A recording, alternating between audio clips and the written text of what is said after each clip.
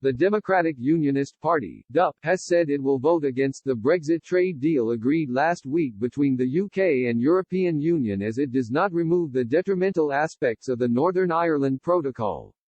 On Christmas Eve, Boris Johnson and European Commission President announced the landmark deal had been agreed following several months of tense and often bitter negotiations as both sides stood off against each other over several red lines. The House of Commons is being recalled on Wednesday to discuss agreement, with the Chamber of MPs expected to pass the deal in time for the end of the transition period on December 31. The Stormont Assembly in Northern Ireland is also set to be recalled on Wednesday to discuss the Brexit trade deal. First Minister Arlene Foster and Deputy First Minister Michelle O'Neill will write to Assembly Speaker Alex Maskey on Monday evening to request the move. But ahead of that, the DUP, which has the most seats in the Northern Ireland Assembly at 27, as well as 8 seats in the Commons, has already vowed to vote against the trade deal agreed by Boris Johnson with the EU. The party said in a statement, "When Parliament is recalled on Wednesday, we will vote against this agreement. We will do so as a point of principle and not because we supported a no-deal option.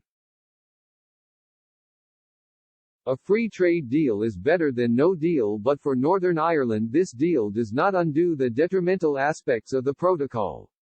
Understandably, many in Great Britain will be able to support these arrangements as applied to Great Britain, but sadly for Northern Ireland we will be governed by the arrangements in the protocol."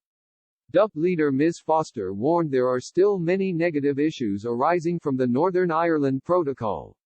She said, whilst recognizing this agreement brings about tariff and quota-free trade between the UK and the EU and thus reducing the impact on the GB to NE trade flows, we still have many negative issues arising from the protocol.